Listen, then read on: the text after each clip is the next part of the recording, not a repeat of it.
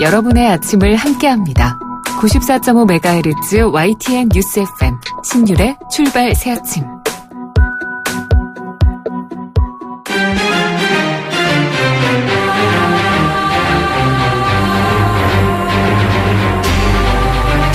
매일 아침을 뉴스로 깨웁니다. 신율의 출발 새아침.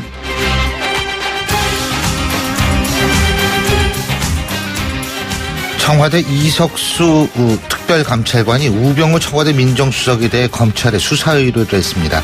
특별감찰관이 검찰에 수사 의뢰를 하는 경우에는요, 이 범죄에 해당한다고 믿을 만한 상당한 이유가 있고 도주 또는 증거인멸 등을 방지하거나 증거 확보가 필요할 때 검찰총장에게 수사 의뢰를 해야 한다라고 적시되어 있는데요.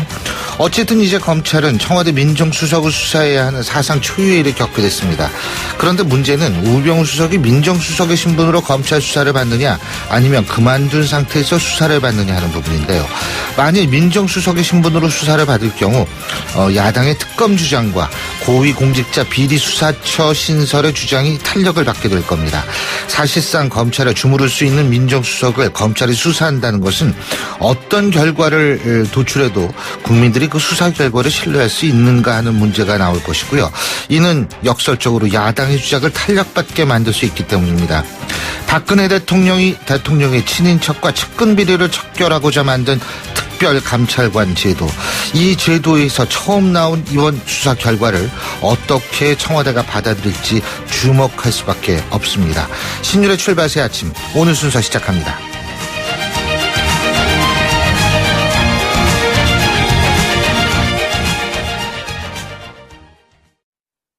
지휘자 금난세입니다.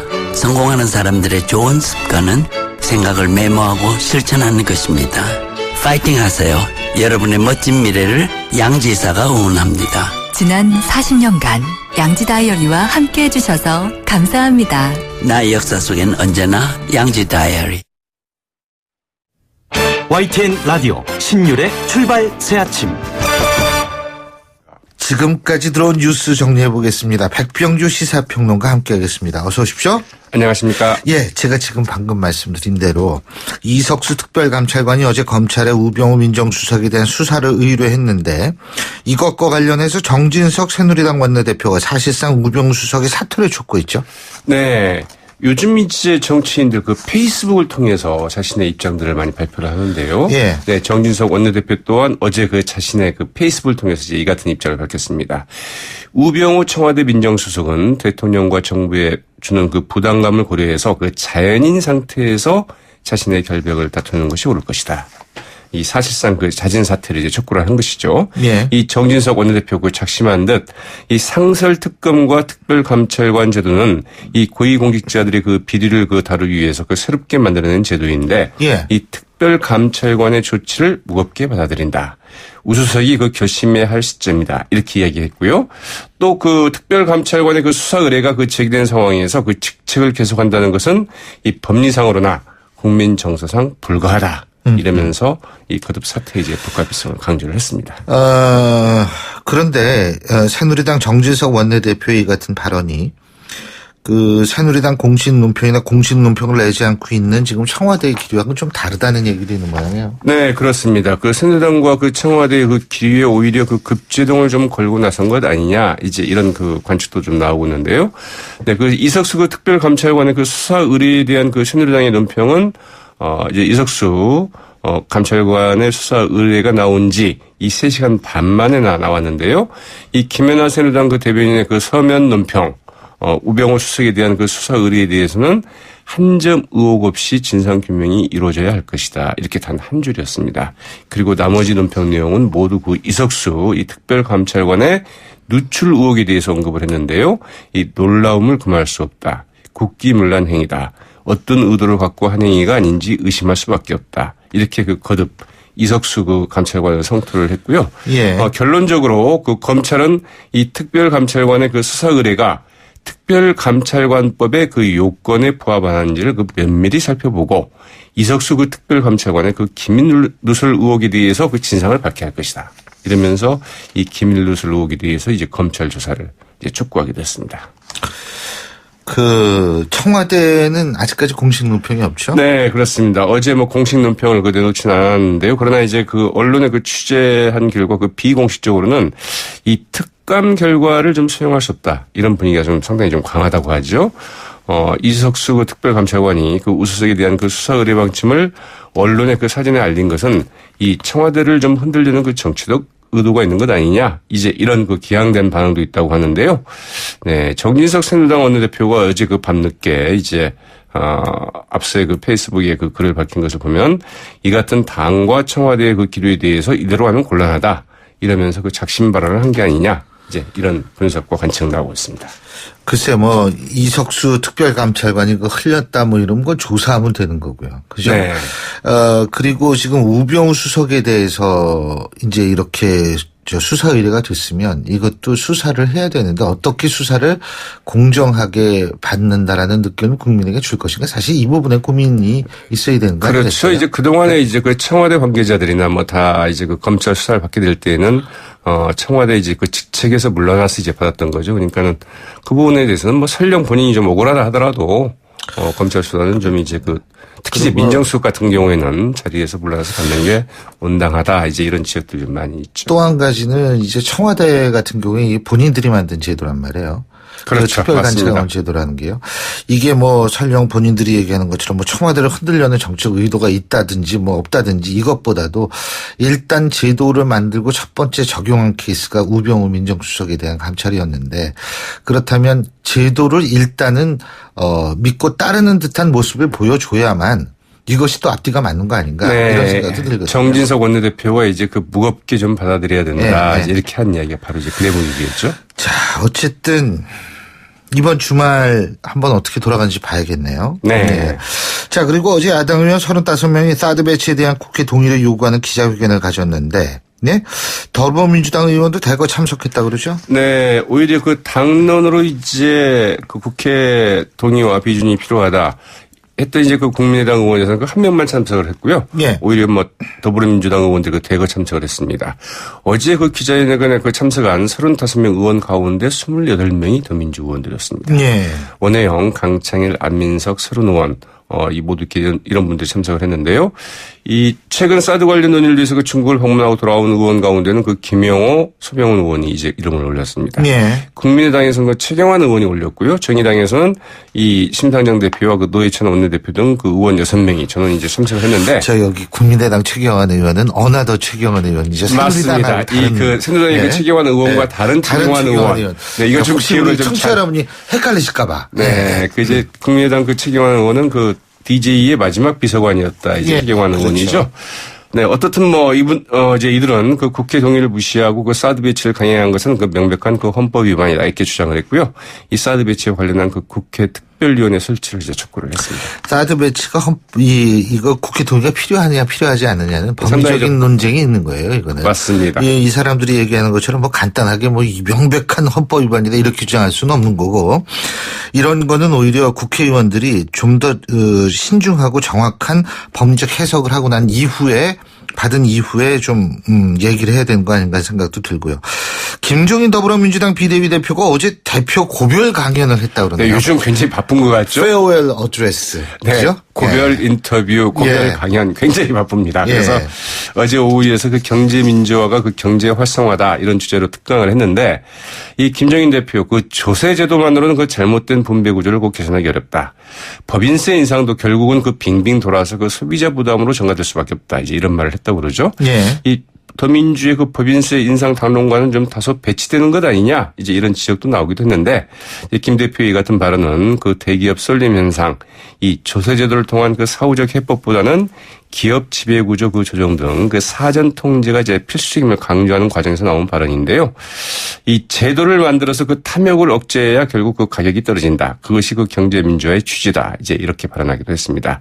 그러나 이제 더 중요한 메시지는 이 제도도 중요하지만 경제민주화를 위해서는 그 대통령의 의지가 절대적이다. 이렇게 강조를 했고요. 예. 이 다음 대통령이 된 사람이 우리 경제 문제에 대해서 그 제대로 그 인식하고 대처하지 않으면 우리도 그 일본과 같은 20년 저성장을 겪게 될 것이다. 이렇게 좀 경고하고 나섰다고 하죠. 알겠습니다. 시간 관계상 오늘 말씀 여기까지 듣죠. 고맙습니다. 네, 고맙습니다. 네, 지금까지 백병규 시사평론가였습니다.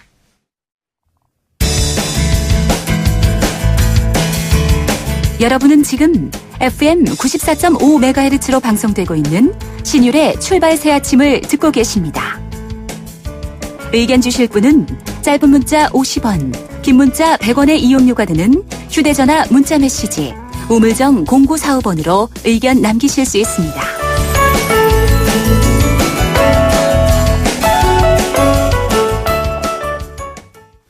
더불어민주당의 차기 대표로 선출하는 전당대회 이제 8일 앞으로 다가왔습니다. 이번 주 초에 김상곤 후보와 인터뷰 보내드렸죠. 자, 이어서 오늘은 더불어민주당 이종걸 의원 연결해서 입장 들어보겠습니다. 이 의원님 안녕하십니까? 예, 안녕하셨습니까? 예. 이종국입니다. 예. 제가 의원님을 의원님이라고 불러야 되나요? 후보라고 불러야 되나요? 예. 근데요, 이거부터 좀 여쭤봐야 될 것 같아요. 이게 좀 뜨거워가지고. 이석수 특별감찰관이 우병우 수석 비리 의혹에 대해서 검찰 수사를 의뢰하지 않았습니까? 그런데 네. 이석수 특별감찰관 역시 감찰 결과 누설 의혹도 지금 받고 있는 상태인데요. 현재 상황은 어떻게 바라보고 계십니까? 예, 홍만표, 진경준, 우병우, 전현직 검찰 엘리트들이 보여준 그 도덕 수준, 재발의 갑질, 또 극심한 부와 소득의 불평등 이런 것들이 우리 사회에 부와 권력이 극도로 집중되어 있다는 것. 그래서 그 감찰관마저도 그렇게 자유롭지 못하다는 것, 이런 것들이 저희들한테 절망을 시사합니다. 근데 지금 청와대는 감찰 결과가 언론 보도 짜깁기 수준이다라고 들었다. 기존 입장과 달라진 것이 없다. 이런 얘기를 했다라는 그런 보도가 있던데. 그죠? 근데 정지석 원내대표는 자연인 상태에서 다투라. 지금 사실상 우수석의 자진 사퇴를 촉구했단 말이죠. 그러니까 이거는 또 이걸 어떻게 바라봐야 되는지 모르겠어요. 그래도 박근혜 대통령이 가장 최악의 대통령이 되길 원치 않습니다. 거기에 우병우 수석이 상당히 중요한 역할을 하는 것이라고 봅니다. 우병우 수석이 빨리 국민들의 뜻에 따라서 자기 사퇴해서 불소통, 불통의 대통령의 그 이미지를 걷어주는데 많은 도움을 주는 것이 본인 처지나 본인의 그 앞길에도 중요한 선택이다, 이렇게 생각합니다. 그 이종걸 의원께서는 법조인 출신이시니까, 예. 근데 이게 지금 이 민정수석 상대로 검찰이 제대로 수사를 벌일 수 있을까 하는 부분이 이제 제일 중요하거든요. 어떻게 보십니까? 법률가 입장에서. 그래서 이제 공수처법이나 이런 것들이 이번 나라 쇄신의 중요한 내용이다, 이렇게 보고 있는데요. 지금 정치 검찰이 독점되어 있는 상태고 서로 끼리끼리 하는 그런 것도 우리나라가 소통되지 못하고 갑질 사회에 전형이 됐다라고 하는 것. 지난 정권에서는 그렇게 되지 못했습니다. 이명박근혜 정권 약 10년 동안에 얻어진 우리나라의 현실이 정권 교체의 필요성을 점점 더 크게 말씀해 주고 있다. 특검으로 바로 가야 된다고 생각하세요? 아니면 검찰 수사를 보고 나서 그 이후에 특검으로 가야 된다고 보십니까? 지금으로서는 이제 상시특검법이 있습니다. 예. 그래서 국회에서 결의만 하면 할 수 있습니다만, 그러나 보통 일반적인 순서는 검찰이 먼저 수사를 하고 그 수사에 대한 새로운 판단을 특검이 하는 것이 일반적이라고 생각합니다. 이 기회에 상식특검법이 가지고 있는 문제점을 이제 다수당이 된 야권에서 새로 검토해서 지금 상식특검법은 너무 규모도 작고 또 그 내용에 문제가 많습니다. 그래서 특검을 하되 그 특검은 상식특검의 지금 현재 법보다는 새로운 문제를 다룰 수 있는, 우병우 수석이 그 거대한 정치검찰의 그 내용을 다룰 수 있는 그 특검으로 다시 다시 태어나야 한다. 근데 지금 일단 이 사안은 어떻게 해야 됩니까? 그 다시 태어나는 거는 둘째 문제고 시간이 걸리잖아요. 그거는 바로 할 수 있습니다. 바로 할 수 있어요? 해왔던, 예, 우선 검찰의 수사를 하는 것이 우선 순서이다 이렇게 생각하고요. 예, 그 이후에 특검으로 물론 이제. 그 가능성에 알겠습니다. 예, 그 진상규명 가능성에 있어서는 그렇게 큰 방점은 못 두고 있습니다만, 그러나 상시 특검으로 하지 말고 특검법을 이제 새로 개정해서 그 법에 의한 것이 좋다 이렇게 생각합니다. 자, 당 얘기 여쭤보겠습니다. 네. 지금 언론에는 뭐 추미애 후보가 앞서고 있다 이런 얘기가 나오고 있는데 뭐 친노 친문들이 추미애 후보를 밀고 있다 이런 얘기인데 어떻게 보십니까 이거는? 뭐 처음에는 정골이 열세였습니다. 늦게도 시작했고요. 그런데 이제 호남 대연대를 기점으로 반전이 일어나고 있다라고 생각합니다. 그래서 한 3강 정도를 있다고 생각하는데요. 친노 친문이 미는 추미애 후보의 대표론으로는 무난히 이기는 후보 만들어가지고 본선에서 무난히 지는 결과가 되고 결국 정권 교체에 실패하게 될 것이다. 그래서 대한민국의 미래가 없다는 그런 절박감이 표출돼서 저는 전당대회에서 새로운 반전이 일어나서 충분히 역전할 수 있다 이렇게 보고 있습니다. 지금 호남 반전이 일어났다 이종걸 의원께서 이런 말씀하셨는데 호남 반전이 일어났다라는 것은 결국 이종걸 의원께서 비주류 후보이기 때문에 그런 거고 만약 그래서 비주류 후보가 호남 반전을 이끌었다면 이는 곧 반문재인 정서가 아직도 호남에 강하다 이렇게 볼 수 있는 건가요? 제가 한 일주일간 최근에 20일 아주 짧은 시간이 남아있습니다. 일주일간 호남에 머물면서 호남의 민심을 얻었습니다. 예. 지난 총선에서 안 찍은 것은 가장 큰 원인은 문재인의 문재인을 찍을 수가 없기 때문에 인당을 찍을 수 없었다 이런 얘기를 많이 합니다. 제가 이번에는 호남이 원하는 호남이 옳다고 생각하는 후보 그 후보가 이번에 대선 후보가 돼야 된다고 생각합니다. 왜냐하면 그게 문재인 후보는 아니라는 거죠. 문재인 전 대표는 아니라는 말씀이시죠, 그렇죠? 저는 이런 역동적인 경선을 통해서 아주 용광로를 용광문을 운영해서 큰 강치를 만들어내는 그런 공정한 경선과 힘있는 강한 후보를 만들어내는 경선을 통해서 문재인 후보가 다시 태어날 수도 있다고 생각합니다. 그러나 그런 그 경선 과정을 거쳐야만 되는 것이다.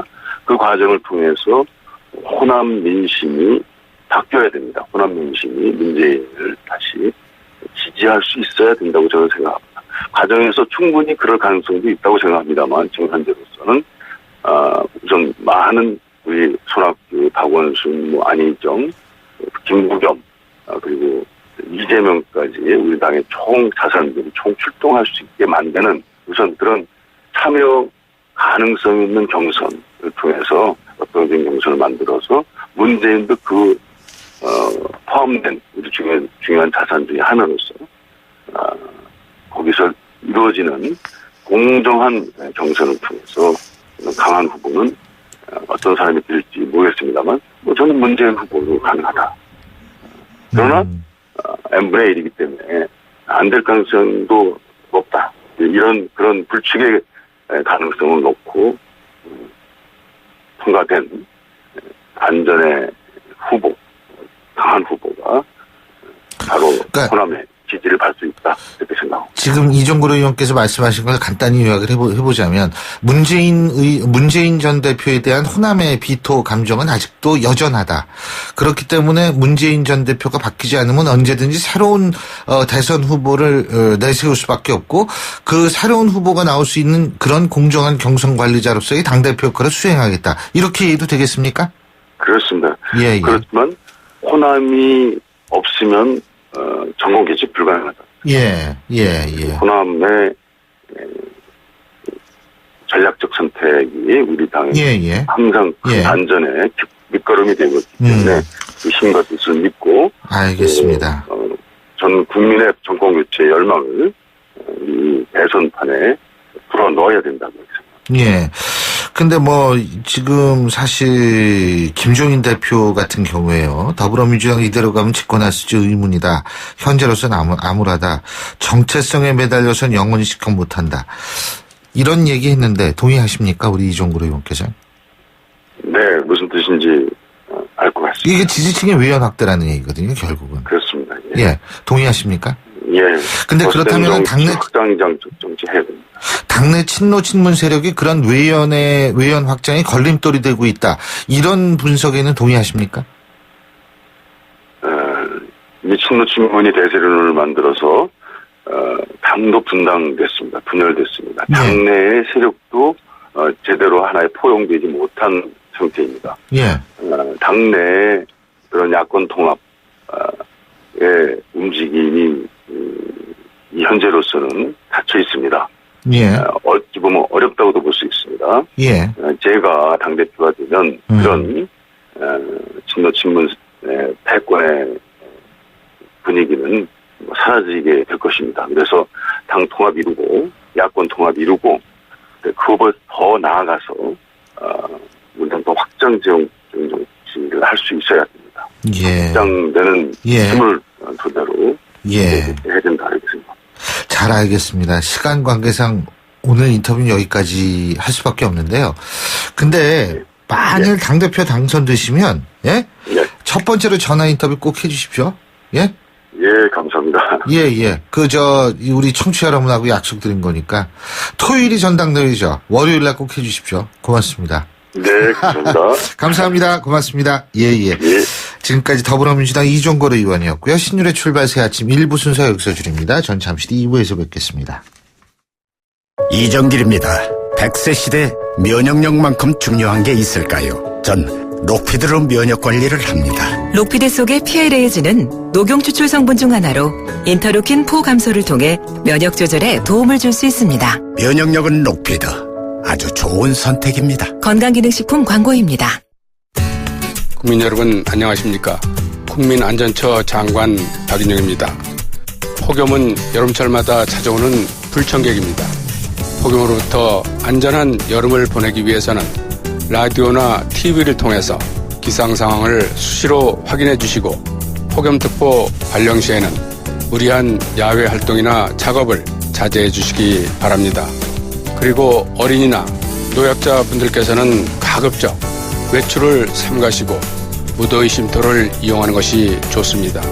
야외 활동 중에 두통이나 근육 경련 그리고 현기증과 같은 증상이 나타나면 시원한 곳에서 휴식을 취하거나 119로 즉시 신고해 주시기 바랍니다. 무더위 예방수칙을 잘 지켜서 안전한 여름을 보내시기 바랍니다.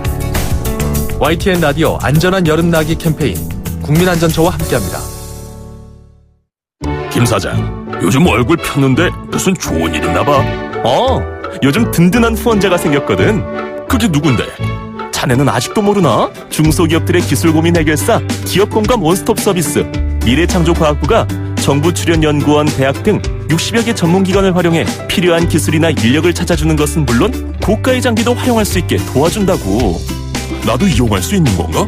당연하지. 누구나 국번 없이 1379로 전화하면 도움을 받을 수 있으니 기술 고민 있으면 전화해보게. SOS 1379 기업공감 원스톱 서비스 누구나 국번 없이 1379 정부 3.0과 함께합니다. 소통의 아침을 여는 공정한 목소리 신율의 출발 새 아침. 신율의 출발 새 아침 2부 순서 먼저 광고 듣고 오겠습니다. 베이스 도루코 면도기 도루코 베이스 면도기 베이스 안전하고 부드러운 대한민국 면도기. 안전하고 부드러운 면도 그 이상을 경험하세요. The Shaving Innovator Dorco Pace. 온도와 습도를 항상 일정하게 유지시켜주는 항온항습기 전문기업 AR.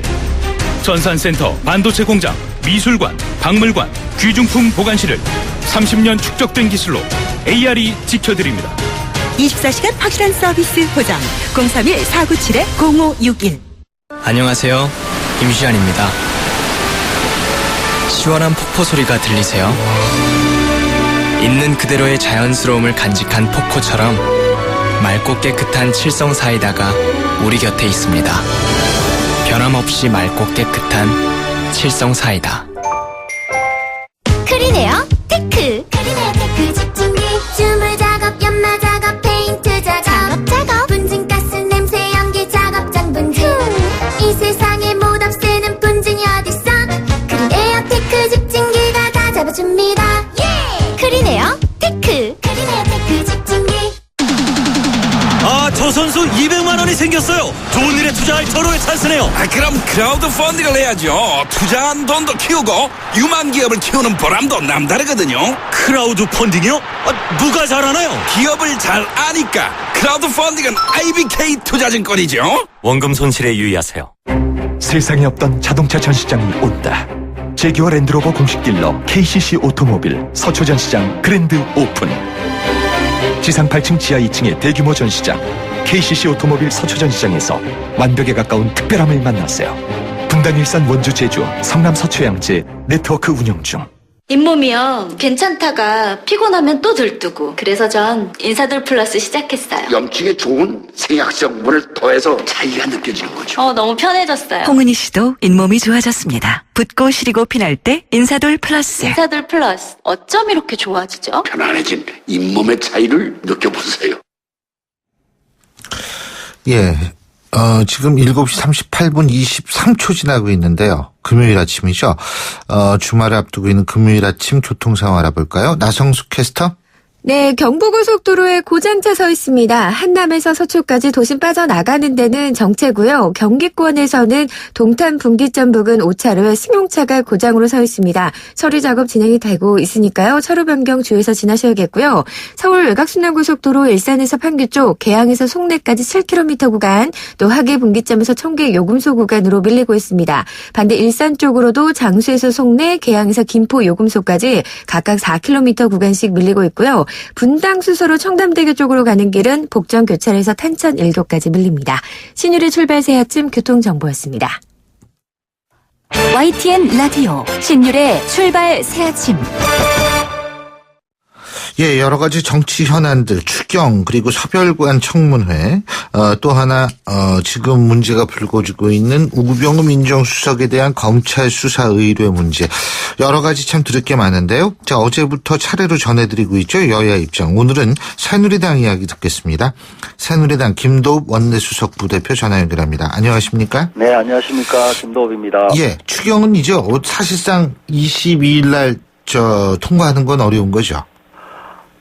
그렇지 않습니다. 저희들이 8월 12일 날 여야 3당 원내대표들께서 22일 날 선추경 처리하자고 합의를 했기 때문에 오늘이라도 야당에서 하고 계시는 예결위가 정상 가동되어서 주말 3일이라도 좀 밤낮 없이 심사를 해주시고 20일 좀 통과시켜 주십사는 기대를 갖고 계속 요구를 하고 있습니다. 예, 그렇군요. 근데 지금 박완주 원내수석 부대표하고 저희 인터뷰했는데 새누리당이 추경할 의지가 없는 것 같다 이런 얘기를 하는데요. 네? 그래서 그 책임을 야당한테 돌리고 사실은 하고 싶지 않다, 안 한다. 예, 그렇지 않은 게요. 지금 그간에 이제 원내 수석들이 합의를 할 때, 협상을 할 때, 쭉 이제 청문회를 먼저 하고 추경을 하자는 주장도 해왔었습니다. 그런데 8월 12일 날 여야 3당 원내대표들께서 합의를 할 때는 선추경 후 청문회로 가닥을 잡았거든요. 그만큼 지금 현재 추경에 대한 시급성을 다 인정하고 합의한 내용입니다. 근데 갑자기 8월 12일 날 원내대표들께서 합의하고 합의서를 작성했는데 그 뒤에 정인참고인을 각 상임위에서 채택하는 논의를 하는 과정에서 과도하게 연석회의 청문회를 주장하면서 각 그 상임위에 50명 이상 되는 그런 정인참고인들을 내세우고 있습니다. 근데 뭐 핵심은 최경환, 안종범, 홍기택 이 세 명 아닌가요? 예, 그래서 일단 어제 저녁에 제가 박완주 수석하고도 만나서 이야기를 좀 했는데 박완주 수석도 최경환, 안종범은 그러면 뺄 테니까 연석회의 청문회를 하자고 주장을 하더라고요. 근데 이게 왜 빼요? 예? 왜 뺍니까? 글쎄 말입니다. 그렇게 주장을 하던데요. 지금 연석회의 청문회 이것도 갑자기 나온 이야기가 아니고 원내 수석들이 그간 오랜 기간 동안 논의를 하는 과정에서 연석회의 주장이 나왔습니다. 그러면 여기에 또 정 대표께서 8월 12일 날 국회의장실에서 협상할 때도 연석회의 주장이 야당에서 있었는데도 불구하고 정 대표께서 그건 옳지 않다고 주장을 해서 기재위 정무위 개별 상임위 안건 청문회로 가닥을 잡아거든요. 저희들은 자금 지원의 총책임자이고 결정권자인 수출은행은 기재위에서 또 산업은행은 정무위에서 그렇게 그분들을 상대로 결정 과정에 대해서 캐묻다 보면은 이 실상이 나올 것 아니냐. 그렇게 합의가 되었으니 합의된 대로 가자는 겁니다, 지금. 그 증인 문제는 그러면은 그 사실 당사자한테 물어봐야 되는 게 맞는 거죠. 그럼요. 결정권자가 수출입은행하고 산업은행이지 않습니까? 제 얘기는 뭐냐면 그때 당시에 그런 장을 맡으셨던 분들이나 이분들한테 직접 들어야 되는 거잖아요. 그렇죠. 예. 그러니까 증인 문제는 지금 어느 정도 말씀 들어보니까 이게 조금 접점을 찾은 것 같긴 하네요. 그죠? 예, 그렇습니다. 그래서 지금 접점이라기보다는 지금 현재 또다시 야당에서 요구하는 게 기재위 정무위를 다 합쳐서 연석회의 청문회를 하자. 이런 요구를 하거든요. 예. 지금 그거는 제가 조금 전에도 말씀드렸다시피 이게 그냥 어제 오늘 갑자기 나온 문제가 아니고 쭉 원내 수석들 논의 과정에서도 나온 이야기고. 한데 8월 12일 날 3당 원내들 대표들께서 연석회의 청문회를 하지 말고 기재위 정무위 따로 청문회를 하자고 합의가 됐습니다. 알겠습니다. 어쨌든 요거 주말에도 좀 열심히 하셔가지고 추경이 이게 시기가 참 중요하다는 얘기는 어제 저희가 이필상 교수님한테도 저희가 들어봤거든요. 이거는 참 시기가 중요한 거니까 잘 좀 처리됐으면 좋겠고요. 제가 우병우 수석 얘기 좀 여쭐게요. 이석수 특별검찰관 결국은 우병우 수석에 대한 검찰 수사 의뢰했는데 이거 어떻게 해야 되죠? 일단 지금 특별감찰관이 언론과 통화한 내용을 보면 특별감찰관이 그러니까 본인이 인정을 했다라고 명확하게 인정한 거는 아니죠 지금. 특별감찰관이 감찰 기밀 누설을 한 게 아닌가는 좀 의문을 받게 되는 상황인 것 같기도 하고요. 근데 그 문제는 그 문제고요. 그리고 이제 지금 우병우 민정수석을 이제 검찰에 수사 의뢰를 하지 않았습니까?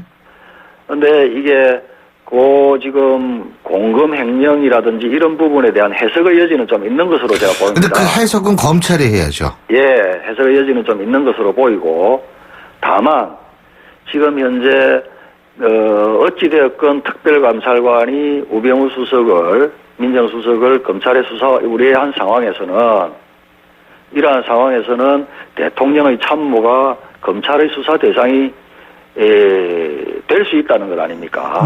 그러면 이게 대통령께 너무 정치적 부담이 크다고 판단됩니다. 그래서 차제의 우병우 수석도 대통령의 참모로서 대통령께 정치적 부담을 드리지 않기 위해서는 본인의 거취에 대해서 한번 이제는 숙고를 해볼 단계가 아닌가 이런 생각을 해봅니다. 만일 말이에요. 우수석이 민정수석의 신분으로 검찰 조사 받을 경우에는 오히려 야당한테 특검하고 고위공직자 비리수사처 이거 그러니까 해야 된다라는 명분을 줄 수밖에 없는 상황이 초래된다라는 분석이 있던데 동의하십니까? 일정 부분 동의합니다. 그래서 근데 이거 지금 수사가 언제부터 시작되는지는 모르겠습니다만 빨리 결단을 해야 되는 거 아닌지 모르겠어요. 만약 결단을 한다면 아마 그것은 검찰에서 수사를 진행하는 거고 우병우 수석은 나름대로 제가 볼 때도 어제 물론 우병우 수석 입장에서는 특별감찰관의 일련의 행태에 대해서 불만이 있을 수가 있거나 하면 억울할 수도 있겠지만 어찌되었건 지금 공이 검찰로 넘어간 상황에서는 조금 우병우 수석이 빨리 고민을 해봐야 될 것 같습니다. 알겠습니다. 네. 지금 이제 이정현 대표 얘기도 좀 여쭤볼 텐데, 당대표 취임한 지 열흘 정도 됐죠? 네. 근데 그 대표 취임 이후 처음 소집한 중진 간담회에서 참여율이 상당히 저조하더라고요. 이 중요한 분들이 많이 빠졌던데, 이거 왜 이렇다고 보세요? 지금, 요 8월이, 예. 임시회가, 며칠 전부터 열리긴 했지만, 지금, 의원들께서 뭐 지역 활동이라든지, 그 다음에 해외 출장이라든지, 이런 이제 계획들이 많이 있습니다. 제가 원내수석으로서 이렇게 이제, 이렇게 돌아가는 상황을 보면, 외교 활동도 많이 좀 하시고 계시고, 또 지역 활동도 있고, 그러고 또 좀, 전당대회 과정에서 경선에 참여했던 분들, 조금 또, 휴식기가 필요하지 않나, 그렇습니다. 예. 그래서 이제 여름이고, 또, 많이 어디 딴 데들 가시고, 그래가지고 좀 참여율이 저조했다. 예? 근데 하태경 의원은 이정현 대표의 사실상 임기는 연말까지다. 4달 남았다. 이런 얘기는 왜 있을까요? 글쎄요. 저희들이, 조직이라는 것은, 항상, 긍정적이고, 적극적으로, 조직을 운영하겠다는 입장이 좀 필요하지 않나. 당대표, 어찌되었건 전당대회라는 민주적 절차적 정당성을 가지고 선출된 당대표가 우리 당헌 당규에 따라서 정강 정책에 따라서 잘 당을 운영할 수 있도록 우선적으로 도와드리는 게 중요하지. 시작 단계부터 그런 이야기 하는 것은 적절치 않다고 봅니다. 저도 이 얘기가 왜 나왔는지를 모르겠어요. 진짜 솔직한 얘기로. 그리고 김무성 전 대표가 반기문 사무총장 국내 정치로 끌어들이는 걸 삼가해야 한다. 이 얘기를 했는데, 이거는 결국은 또 다른 대선 주자가 또 다른 대선 주자 견제하는 거 아닙니까? 어떻게 보십니까? 글쎄요. 어떤 생각에서 말씀을 하시는지 모르겠지만. 뭐, 정당이라는 것은 뜻을 같이 하는 분들이. 참여할 수 있는 문은 언제든지 열려 있다는 것 아니겠느냐 싶습니다. 물론 열려는 있는데, 그냥 가만히 있는 사람한테 갑자기 지금 끌어들이는 걸 삼가해야 된다, 이런 얘기를 한다라는 거는 좀, 왜 가만히 있는데 갑자기 얘기하지? 이런 생각도 들잖아요. 어떤 생각을 하시고 그걸 깜짝 놀라잖아요. 이거 왜 갑자기 이런, 근데 요새 새누리당이 갑자기 얘기 나오는 게 많아요, 그냥. 이런 얘기가 왜 나오지? 이렇게 느끼는 게요. 근데 어쨌든 지금 그 새누리당 같은 경우에 청와대와의 관계를 떠나가지고 더군다나 김도읍 의원께서도 법률가 출신이시잖아요. 그죠? 우병우수석 문제는 좀 제 목소리를 내야 된다라는 그런 얘기들도 많더라고요. 그러니까 앞으로도 좀 그런 측면에서 많은 신경을 좀 쓰셔야 되지 않을까. 다시 말해서 정당이 제일 민심에 민감한 거 아닙니까? 그렇습니다. 그래서 지난번까지는 저희들 정진석 대표나 저나 본인이 고소고발한 사건들이 우병우 수석이 고소고발한 사건들이 있었거든요. 그런데 어제 특별감찰관이 우병우 수석을 상대로 수사 의뢰를 했단 말입니다. 이 정도쯤에서는 이제 우병우 수석이 고민을 해야 된다라는 이야기를 하고, 또 정진석 대표도 어제 우병우 그런 수석이 얘기했죠. 좀 결정을 해야 되지 않나는 취지 말씀도 하신 걸로 알고 있습니다. 어쨌든 앞으로 저희가 지켜보겠습니다. 오늘 말씀 잘 들었습니다. 고맙습니다. 네, 감사합니다. 지금까지 새누리당 김도읍 원내수석 부대표였고요. 신율의 출발 새 아침 2부 순서 여기서 줄입니다. 전 8시 10분 3부에서 뵙겠습니다.